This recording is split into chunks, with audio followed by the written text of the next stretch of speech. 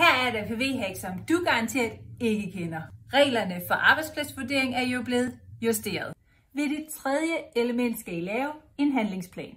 Altså find løsninger på de arbejdsmiljøproblemer, I har identificeret, og skriv dem ind i en handlingsplan. Hvis gennemgangen viser, at der er arbejdsmiljøproblemstillinger hos jer, som I kan løse med det samme, så skal I selvfølgelig gøre det.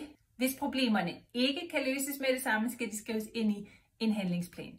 Handlingsplanen skal indeholde en beskrivelse af problemernes art, alvor, årsag og omfang.